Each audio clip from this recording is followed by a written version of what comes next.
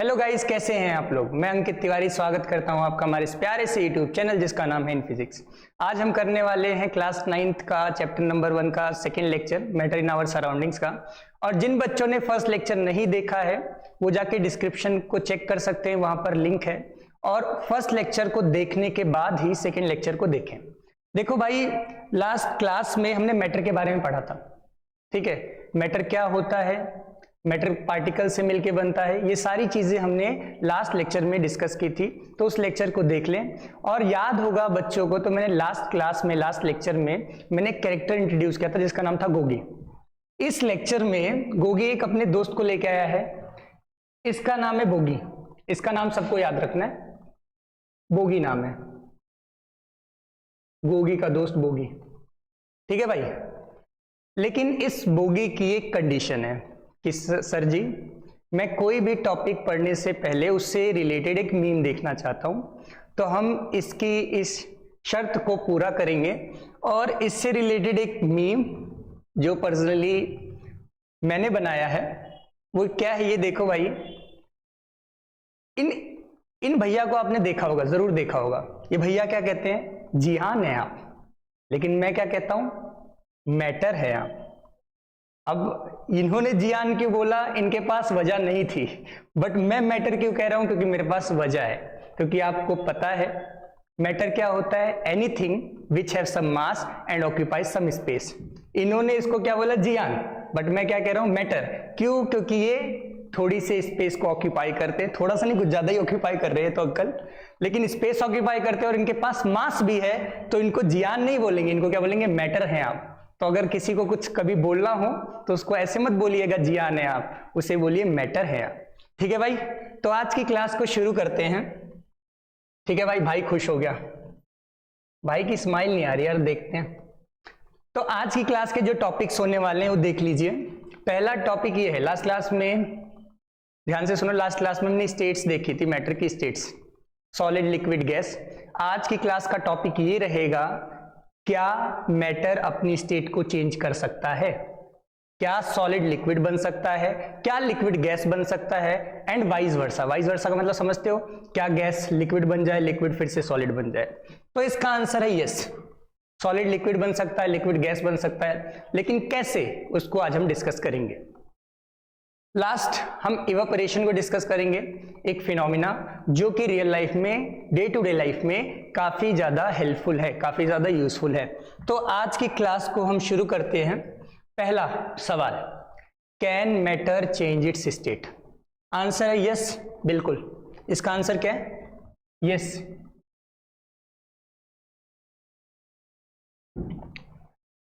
Matter के state को change करने के दो रास्ते हैं, पहला है टेम्परेचर चेंज कर दो और दूसरा है प्रेशर चेंज कर दो।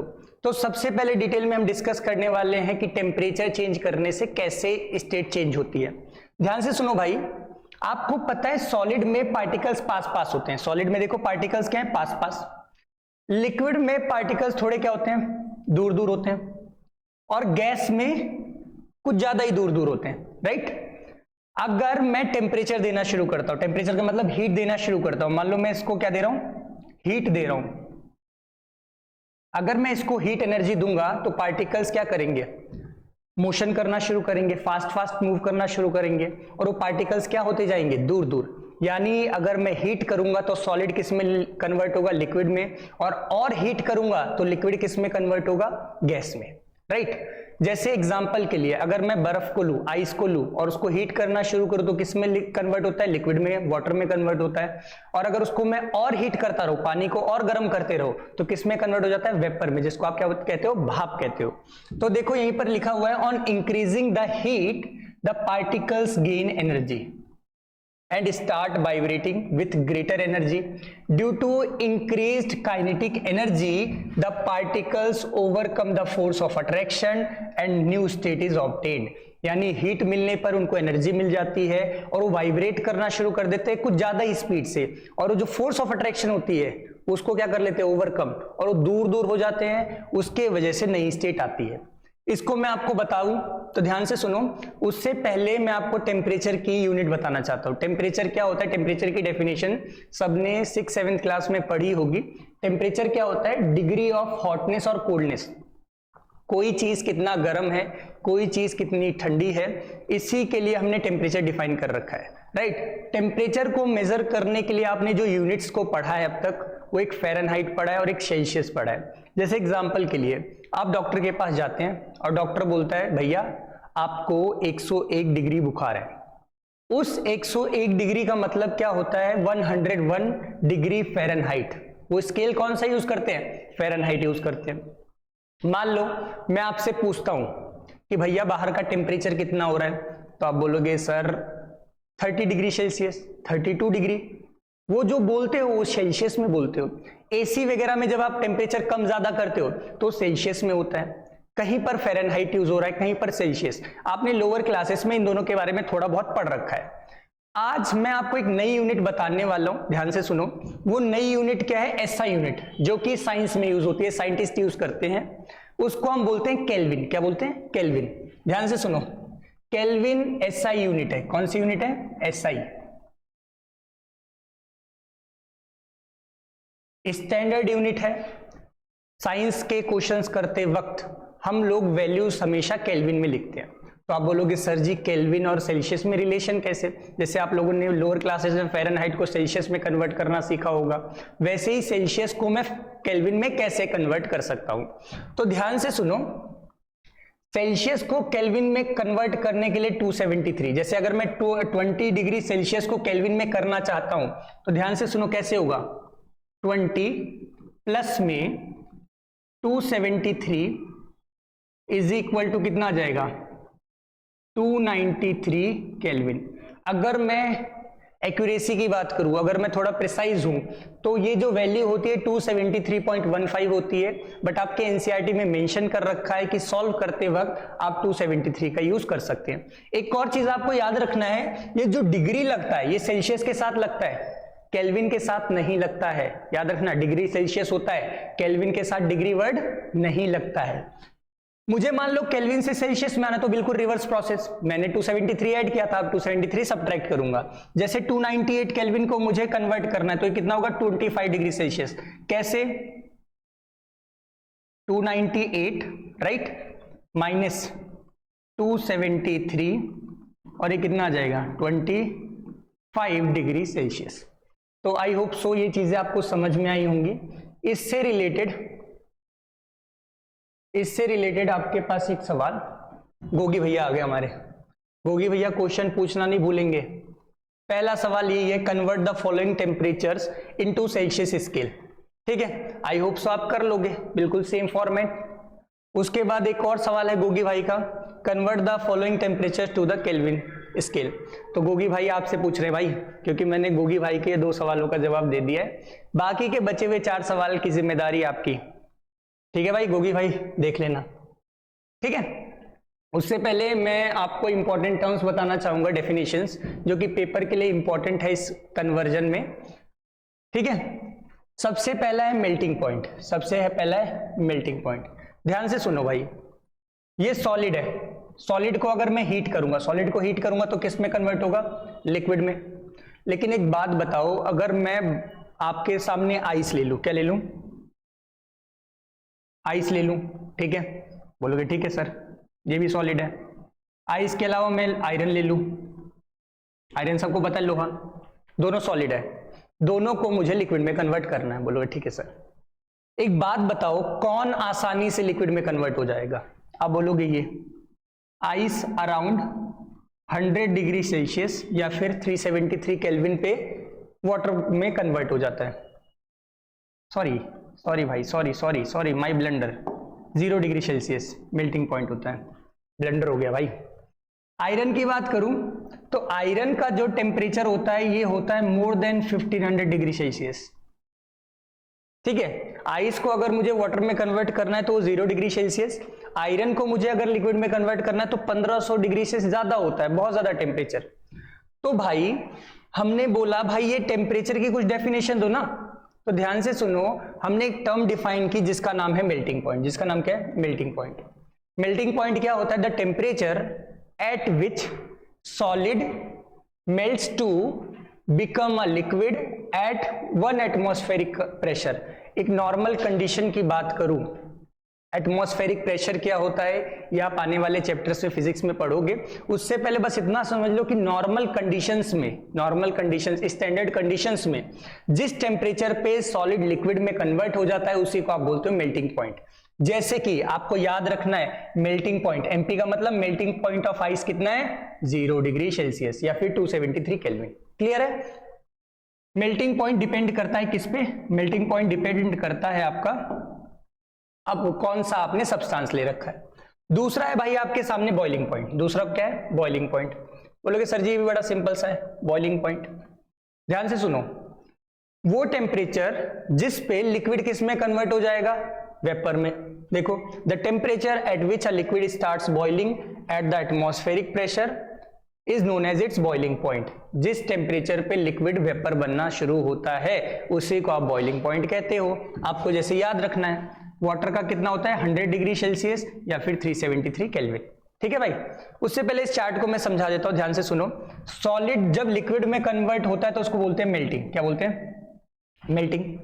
जब लिक्विड गैस में कन्वर्ट होता है तो इसको बोलते हैं वेपराइजेशन। क्या बोलते हैं? वेपराइजेशन। ठीक है। जब गैस, ध्यान से सुनो, एक और चीज होती है कि सॉलिड डायरेक्ट गैस में कन्वर्ट हो जाता है बिना लिक्विड बने, तो इसको बोलते हैं सब्लिमेशन। क्या बोलते हैं? सब्लिमेशन। इसको भी हम डिटेल में पढ़ेंगे थोड़ा सा, सब्लिमेशन पेपर में आता है। मैं रिवर्स पार्ट समझाता हूं। मान लो लिक्विड गैस सॉलिड में कन्वर्ट हो रहा है तो उसको क्या बोलोगे आप? फ्रीजिंग बोलोगे। अगर गैस लिक्विड में कन्वर्ट हो रहा है तो उसको बोलते हैं कंडेंसेशन। क्या बोलते हैं? कंडेंसेशन। और याद रखो गैस अगर डायरेक्ट सॉलिड में कन्वर्ट हो जाता है तो उसको बोलते हैं डिपोजिशन। अभी इसके एग्जांपल्स क्या क्या है जैसे सॉलिड से डायरेक्ट गैस में कन्वर्ट होने वाले? जैसे कि आपने कैम्फर देखा होगा, कपूर को। कपूर जब भी आप जलाते हो तो सीधा वेपर में कन्वर्ट हो जाता है, लिक्विड स्टेट आती ही नहीं है, तो उसको क्या बोलोगे आप लोग? वो क्या है? सब्लिमेशन का एग्जाम्पल है। तो सब्लिमेशन थोड़ा डिटेल में पढ़ लेते हैं। उससे पहले एक और चीज मैं आपको बताना चाहूंगा, एक और चीज ध्यान से सुनो। उससे पहले, सब्लिमेशन पढ़ने से पहले ध्यान से सुनो। मान लो मैंने यहां पर लिया आइस। क्या लिया? आइस। आप बोलोगे ठीक है सर। और यहां पर लिया वाटर। आइस में पार्टिकल्स पास पास होंगे क्योंकि सॉलिड है, वाटर में थोड़े से दूर दूर होंगे। ध्यान से सुनो, मान लो आइस का जो टेम्परेचर है वो है 0 डिग्री। 0 डिग्री। अब इस आइस को अगर मुझे वाटर में कन्वर्ट करना है तो मुझे क्या देना पड़ेगा? एनर्जी देना पड़ेगा, हीट एनर्जी देना पड़ेगा। अब एक बात बताओ, अगर मैं आपके लिए 10 kg आइस ले लूं, 10 किलो आइस ले लूं, तो हीट एनर्जी कुछ और लगेगा। अगर मैं 5 किलो आइस ले लूं तो हीट एनर्जी कुछ और लगेगा। तो हमने बोला सर आपने कुछ स्टैंडर्ड डेफिनेशन दे दो 1 kg के लिए। 1 kg के लिए पता लग गया तो मैं 5 kg का निकाल लूंगा, 10 kg का निकाल लूंगा। तो इसके लिए हमने एक चीज डिफाइन की 1 kg के लिए, 1 kg सॉलिड के लिए, उसको बोलते हैं लेटेंट हीट ऑफ फ्यूजन। क्या बोलते हैं? Latent heat of fusion. Latent heat of fusion. ध्यान से सुनो डेफिनेशन क्या है।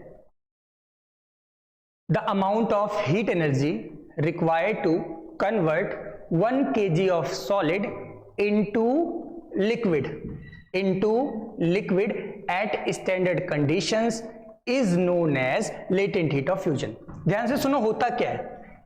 आइस 0 डिग्री पे होती है, जब मैं हीट देता हूं ना तो उसके बॉन्ड टूटते हैं और किस में कन्वर्ट होता है? वाटर में। किस में कन्वर्ट होता है? वाटर में। लेकिन टेम्परेचर नहीं बढ़ता है भाई, क्योंकि जितनी हीट आप देते हो वो सारी बॉन्ड को तोड़ने में यूज हो जाती है।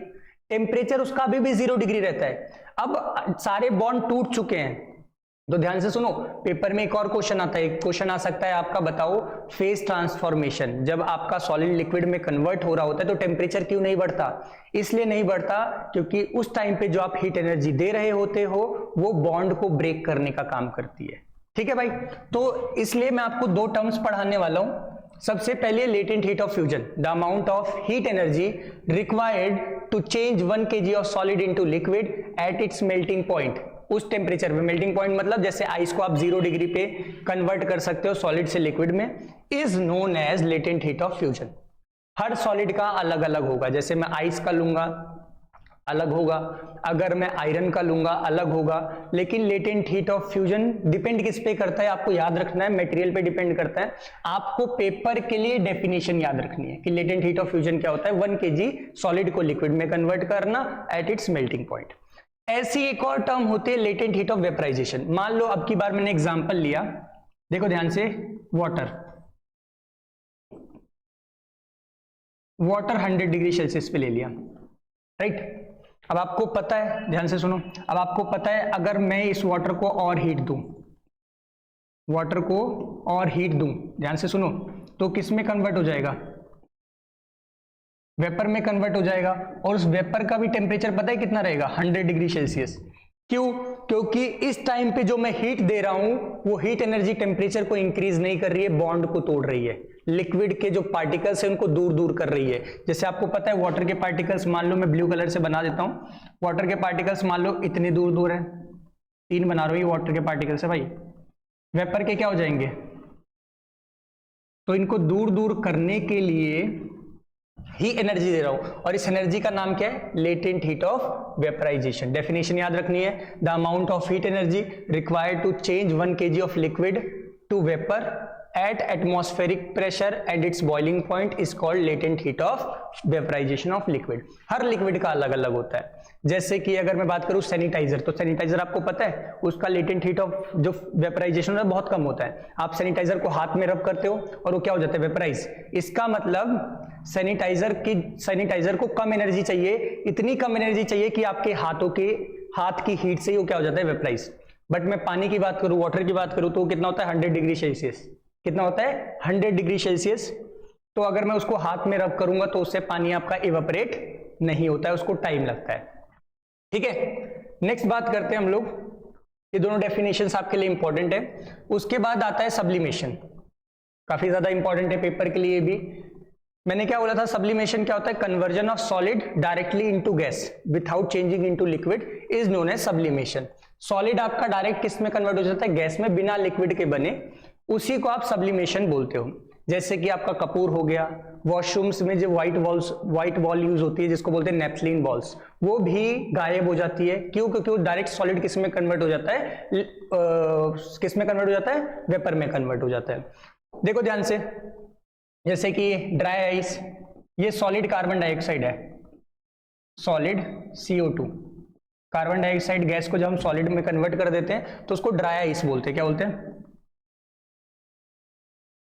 अब इसका नाम ड्राई आइस इसलिए है क्योंकि भाई ये लिक्विड में कन्वर्ट नहीं होता।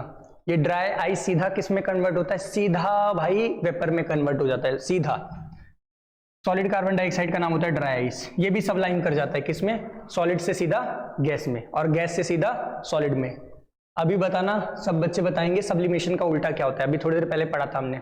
ठीक है, नेक्स्ट देखो भाई, उससे पहले एक क्वेश्चन गोगी का है, give reason of the following observation, naphthalene balls disappear with time without leaving any solid. अभी मैंने आपके सामने डिस्कस किया कि जो नेफ्थलीन बॉल्स होती हैं आपकी, जो आपकी नेफ्थलीन बॉल्स होती हैं वो क्या कर जाती हैं, सबलाइम कर जाती है। क्या कर जाती हैं, सबलाइम कर जाती हैं। तो आपको ये चीज पता होनी चाहिए, ये चीज आपको पता होनी चाहिए कि सबलाइम कर जाती है, इस वजह से कोई भी सॉलिड नहीं बचता है।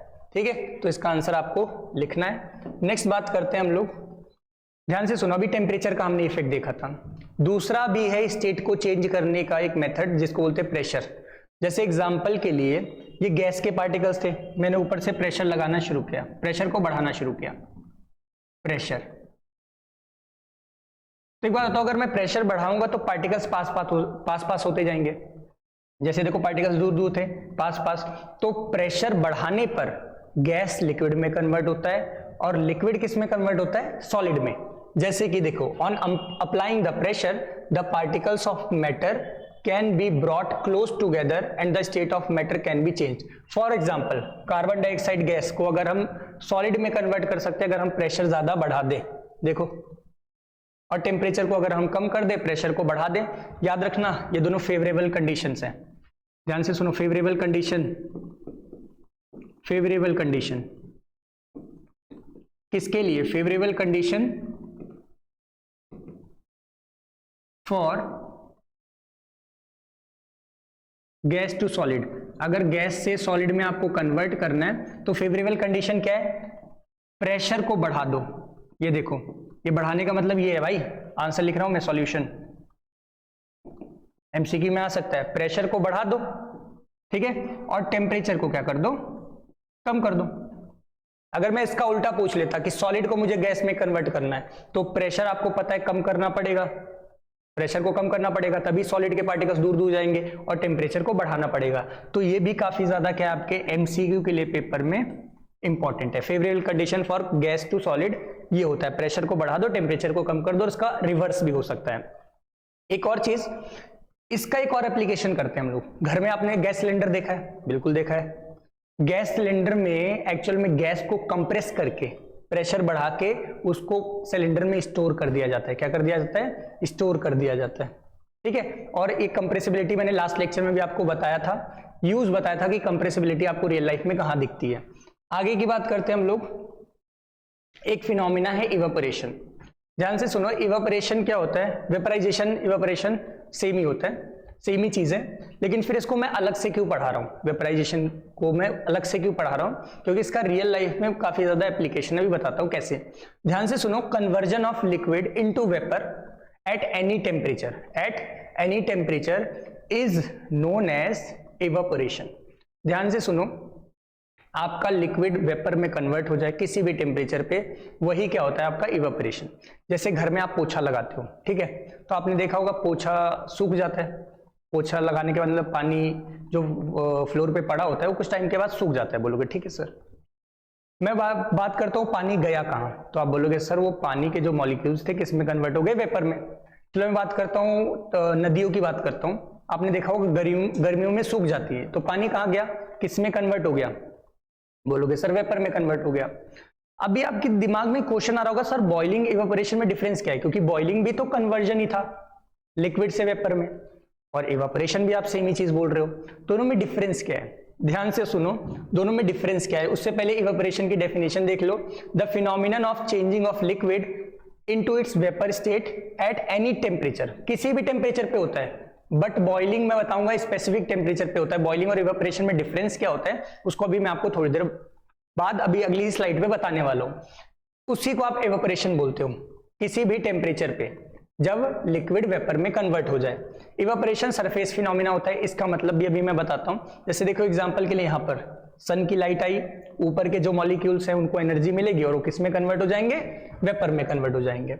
उससे पहले चलो मैं आपको बता देता हूं इवेपोरेशन और बॉइलिंग में डिफरेंस क्या होता है।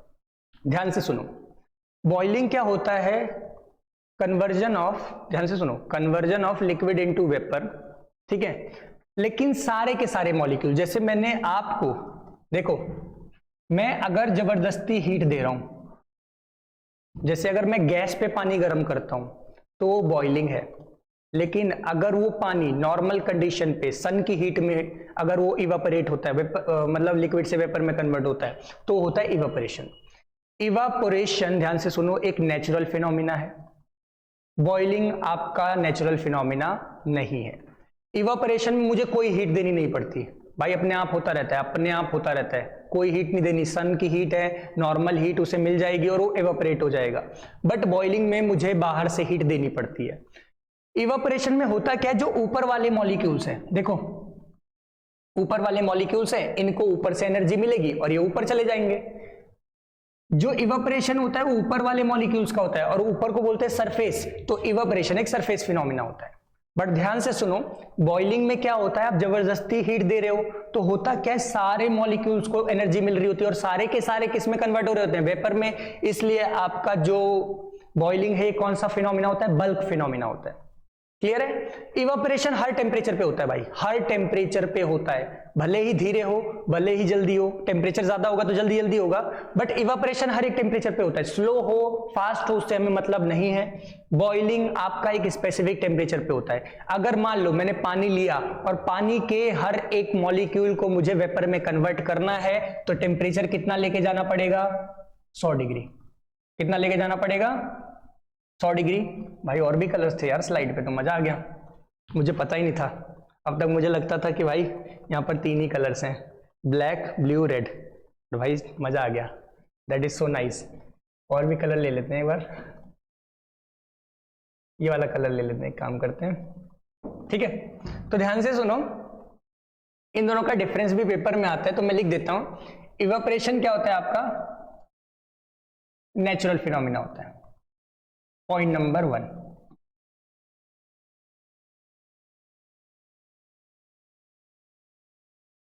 पॉइंट नंबर 1 नेचुरल फिनोमिना है। आप बोलोगे sir not a natural phenomena.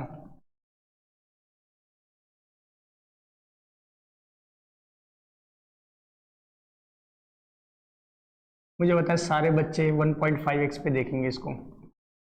1.5 कोई बच्चा बोल रहा है सर मैं 2x पे देखता हूँ, बट ये नेचुरल फिनोमिना होता नहीं होता, ये नेचुरल होता है। एक और चीज, एवापोरेशन सरफेस है, याद रखना है भाई, पेपर के लिए एमसीक्यू के लिए इंपॉर्टेंट है ये चीज कि एवापोरेशन कौन सा फिनोमिना है? सरफेस। सरफेस का मतलब ऊपर वाले मॉलिक्यूल सबसे पहले ऊपर एवापोरेट होंगे, उसके बाद नीचे, फिर नीचे, फिर नीचे। बॉइलिंग कौन सा फिनोमिना है? बल्क।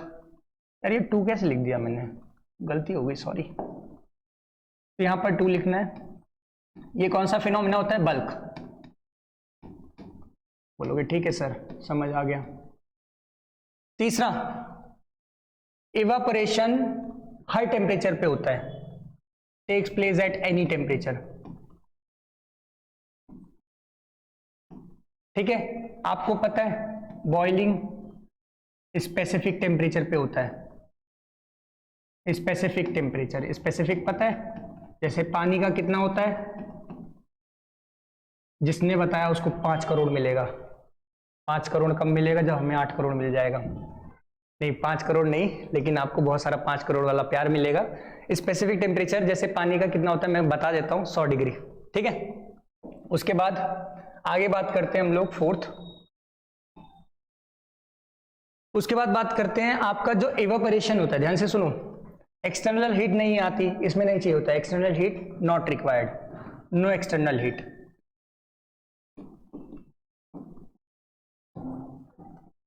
और आपको पता है बॉइलिंग में आपको एक्सटर्नल हीट देना पड़ता है, ठीक है। उसके बाद और कोई डिफरेंस आपको लिखना है, आप ये भी लिख सकते हो, ध्यान से सुनो। इवेपोरेशन स्लो प्रोसेस होता है। स्लो का मतलब जैसे देखो, एक पतीला पानी लिया आपने, एक पतीले पानी को धूप में रख दो, वेपर में कन्वर्ट करने में बहुत टाइम लगेगा, बट उस एक पतीले पानी को आप गैस पे रख दो, आधे घंटे में गायब सारा पानी। तो बोलोगे सर इवेपोरेशन स्लो प्रोसेस है, और ये क्या है? फास्ट प्रोसेस है। बोलोगे ठीक है सर। ध्यान से सुनो, इवेपोरेशन में कोई बबल्स नहीं बनते, नो बबल फॉर्मेशन, बबल्स नहीं बनते भाई इसमें, bubble bubble bubbly, no bubble formation, no bubbles are formed. लिख देना, क्योंकि भाई लिख देता हूं, नो बबल्स आर फॉर्म्ड। और इसमें क्या होता है यार, पता नहीं मेरी काउंटिंग को क्या हो रहा है, इधर भी मैंने 6 लिख दिया, ऐसे लग रहा है 5 6 ऐसे चल रहा है। इसमें बबल्स आर फॉर्म्ड,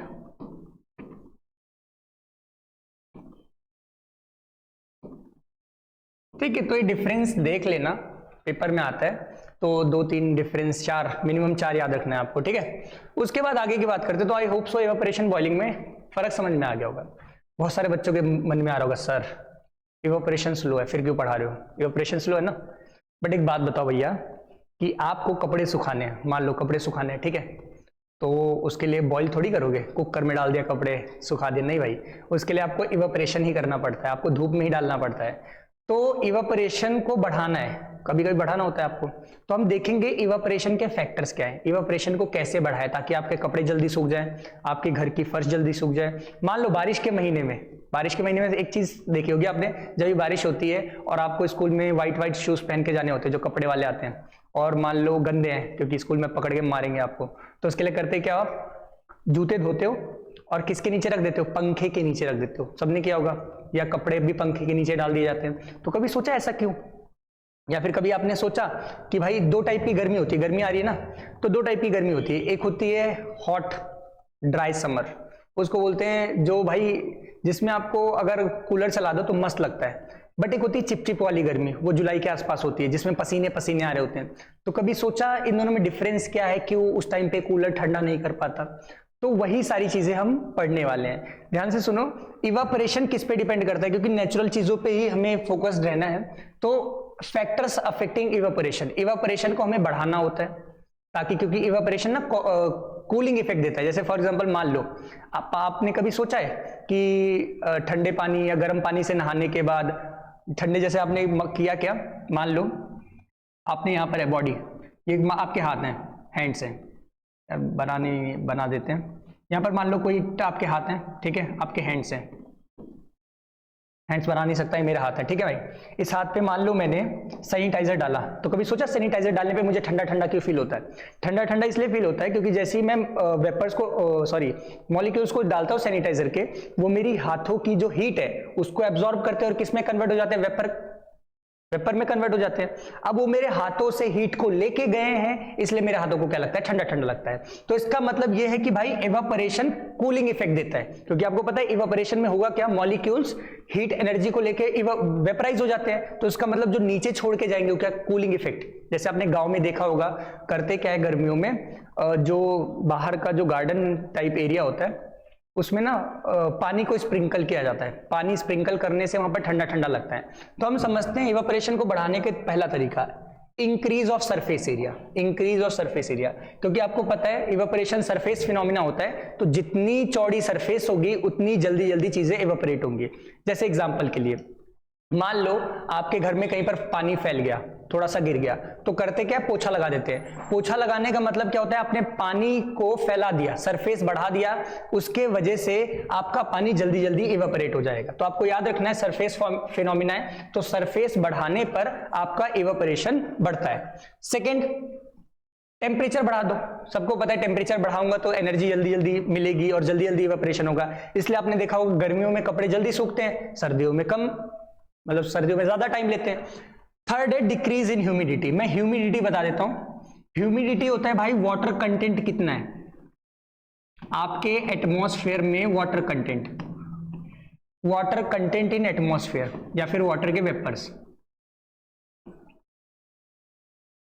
जैसे मान लो एटमॉस्फेयर में पहले से ही वाटर के मॉलिक्यूल्स है, जगह नहीं मिलेगी, जगह बहुत कम होगी, तो जो इवापोरेशन होगा कम होगा। इसलिए हम चाहते हैं कि ह्यूमिडिटी कम हो। इसलिए आपने देखा होगा रूम की ह्यूमिडिटी को कम करने वाले कुछ प्लांट्स आते हैं, गर्मियों में लगाए जाते हैं जब बारिश का महीना होता है, या फिर कुछ डी-ह्यूमिडिफायर करके कुछ डिवाइसेस आते हैं जिससे हम ह्यूमिडिटी को खत्म कर सकते हैं। ह्यूमिडिटी के वजह से ही भाई चिपचिप वाली गर्मी आती है और पसीने आते हैं बार बार, ठीक है। तो अगर ह्यूमिडिटी कम हो जाएगी तो भी आपका इवापोरेशन बढ़ जाएगा और कूलिंग इफेक्ट बढ़ेगा। लास्ट है इंक्रीज इन विंड स्पीड। मैंने सबसे पहले डिस्कस किया था कि जूते, वो जो शूज थे उनको सुखाने के लिए आपको पंखे के नीचे डालना पड़ता है, तो विंड स्पीड बढ़ जाती है, उसके वजह से इवापोरेशन क्या होता है, जल्दी जल्दी होता है। ये चारों फैक्टर्स आपको याद रखने हैं, क्योंकि यहां पर है भाई ये जहां पर भी है 101% पेपर में आएगा ही आएगा, चाहे यूटी में आए चाहे मिड टर्म में आएगा, ये गारंटी है। तो ये चारों फैक्टर्स आपको याद रखना है, ठीक है भाई। एवापोरेशन कूलिंग इफेक्ट देता है, अभी मैंने आपको एक्सप्लेन कर दिया। अब कुछ क्वेश्चंस कर लेते हैं। ये वाला questions, what happens when you pour some acetone, nail polish को हटाने वाला जब हाथों पे डालते तो क्या लगता है, सेम ही होता है जैसे सैनिटाइजर करता है। जैसे नेल पॉलिश वाले को हाथ पे लगाओगे, क्या करेगा, आपकी हाथों से हीट एनर्जी को लेगा, इवापोरेट हो जाएगा और आपको क्या लगेगा, ठंडा ठंडा। तो आंसर देख लो, the particles gain energy from your palm और surroundings and evaporate causing the palm to feel cool, और आपके हाथों को क्या लगेगा, ठंडा ठंडा लगेगा, ठीक है भाई। इसके सवाल नहीं खत्म होते यार। इसका एक सवाल और, desert cooler hot dry day को ज्यादा बेटर कूलिंग क्यों करता है, क्योंकि आपको पता है हॉट ड्राई डे पर ह्यूमिडिटी कम होती है, और जिस दिन ह्यूमिडिटी कम उस दिन इवापोरेशन ज्यादा, और जिस दिन इवापोरेशन ज्यादा उस दिन ज्यादा कूलिंग इफेक्ट। देख लो, on hot dry day the amount of water vapour, जो कि ह्यूमिडिटी है, एयर में कम होती है, therefore water present inside the desert cooler evaporates more. इसलिए आपको पता है बाहर ह्यूमिडिटी कम है, तो जो कूलर का पानी है वो जल्दी जल्दी इवापोरेट होगा और आपको कौन सा इफेक्ट देगा, कूलिंग इफेक्ट, राइट। ये देखो, why are be able to sip hot tea और milk faster from a saucer.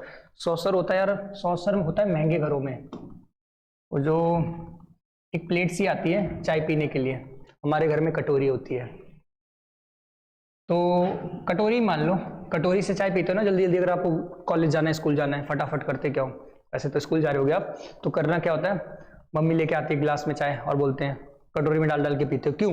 क्योंकि होता क्या है, जैसे ही आप सॉसर या फिर कटोरी में चाय डालते हो, सरफेस एरिया ज्यादा हो जाता है, इवेपोरेशन ज्यादा होगा और जल्दी जल्दी चाय आपकी हो जाएगी ठंडी और आपको लगेगा अच्छा अच्छा। देखो, we are able to sip tea और milk faster from a saucer because it has larger surface area than the cup. In larger surface area rate of evaporation is faster due to which tea और milk cools rapidly. और आपको भाई वो होठ नहीं जलेंगे, समझ रहे हो?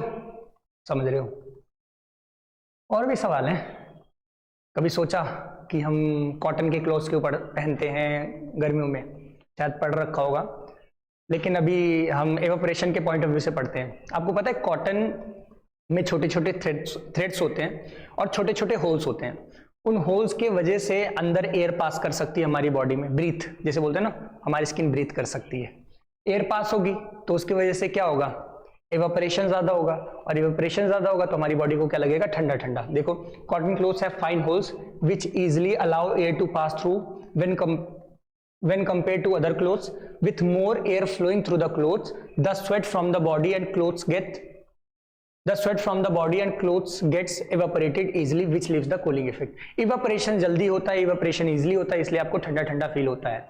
इसलिए आपने देखा होगा एक दूसरे टाइप के क्लोथ आते हैं जिसको हम बोलते हैं स्पोर्ट्स वाले, वो कुछ ज्यादा ही, मतलब उसमें कुछ ज्यादा ही गर्मी लगती है क्योंकि उसमें evaporation नहीं हो पाता है।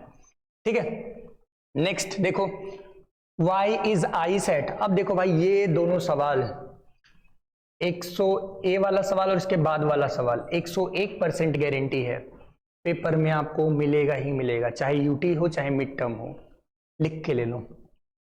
Y is I set 273 kelvin. 273 का मतलब क्या हो गया, 0 degree Celsius. Is more effective in cooling than water at same temperature. यानी अगर मैं बर्फ को लूं 0 डिग्री पे और मैं ठंडे पानी 0 डिग्री पे लूं तो ज्यादा कूलिंग कौन करता है, आइस। पता है क्यों? क्योंकि आपको पता है 0 डिग्री जो आइस होती है 0 डिग्री पे है, ये पानी भी 0 डिग्री पे है। आपको पता है ये जो आइस है ये लेटेंट हीट ऑफ फ्यूजन को एब्जॉर्ब करेगी, ये एक्स्ट्रा हीट को एब्जॉर्ब करेगी।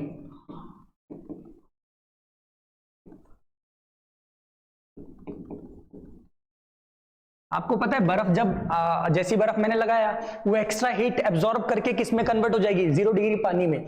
इसका मतलब ये है कि भाई ice absorbs extra heat which is latent heat of fusion to convert into liquid, therefore it is more effective। तो पेपर में आएगा तो देख लो, ice at 273 Kelvin will absorb latent heat from the medium to become water। यानी ice जो होगी सबसे पहले लेटेंट हीट को एब्जॉर्ब करेगी, फिर वाटर बन जाएगी 0 डिग्री पे। अब दोनों का इफेक्ट कूलिंग का सेम सेम है।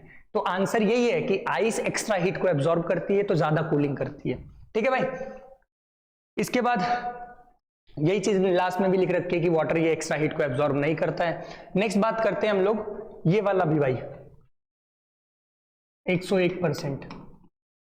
What produces more severe Burns. ज्यादा बर्न्स कौन देगा, हाथ को कौन जलाएगा, स्टीम या फिर बॉइलिंग वाटर। जैसे मैं यहां पर वाटर ले लेता हूं 100 डिग्री सेल्सियस पे वाटर और यहां पर 100 डिग्री सेल्सियस पे स्टीम। देखो आंसर वही होना चाहिए कि सर जिसके पास एक्स्ट्रा हीट है वो ज्यादा बर्न करेगा। जैसे तो आंसर क्या है भाई, स्टीम। पेपर में आएगा स्टीम के पास एक्स्ट्रा हीट होती है, लेटेंट हीट ऑफ वेपराइजेशन। तो जैसे स्टीम हमारे बॉडी के कांटेक्ट में आएगी हमारी बॉडी को हीट दे देगी और हीट देने के बाद वो किस में कन्वर्ट हो जाएगी, 100 डिग्री सेल्सियस वाटर में। इसका मतलब यह है कि भाई स्टीम के पास एक्स्ट्रा हीट होती है, लेटेंट हीट ऑफ वेपराइजेशन, जो कि हमारी बॉडी को ट्रांसफर कर देगी और ज्यादा बर्न्स ज्यादा हमें नुकसान पहुंचाएगी। ये आपको याद रखना है। तो देखो steam produces more severe burns. This is because even though both boiling water and steam are of the same temperature, दोनों सेम टेम्परेचर पे हैं, but steam contains extra heat which is latent heat of vaporization, so steam produces more severe burns। ठीक है भाई, तो इसी के साथ आपका पहला चैप्टर होता है समाप्त। ठीक है, पढ़ते रहो, मुस्कुराते रहो। और उससे पहले एक और चीज बताना चाहूंगा, इसके जो नोट्स हैं वो आपको टेलीग्राम पे मिल जाएंगे और उसका डिस्क्रिप्शन लिंक में दिया रहेगा। पढ़ते रहो, एक कंसिस्टेंसी रखो, कंसिस्टेंट रहो और हमारे इन फिजिक्स के चैनल के साथ बने रहो, आधार बैच के साथ बने रहो। कोई भी दिक्कत, समस्या, परेशानी आए तो आप हमारे कमेंट सेक्शन में कमेंट करके बता दें। और भाई लास्ट जाते जाते एक meme, after watching one lecture, ऐसा मत सोचना सर का है, ऐसे भी बोल सकते हैं बच्चे, आफ्टर रिकॉर्डिंग वन लेक्चर, अरे मैं तो थक गया भाई साहब, ऐसा नहीं, मैं नहीं हूँ, ये बच्चे हैं। आफ्टर वॉचिंग वन लेक्चर, अरे मैं तो थक गया भाई साहब। और ये देखो, ये रहा हमारा बोगी। रात का टाइम हो रहा है, सबको पता है, रात ज्यादा नहीं हो रही है, बट फिर भी बोगी को आ रही है नींद एक लेक्चर देखने के बाद। बोगी चला सोने, सो जा, ठीक है। तो मिलते हैं आने वाली क्लासेस में, मतलब आने वाली क्लासेस का मतलब आने वाले लेक्चर्स में। तब तक के लिए पढ़ते रहे, मुस्कुराते रहे और बने रहे इन फिजिक्स के साथ।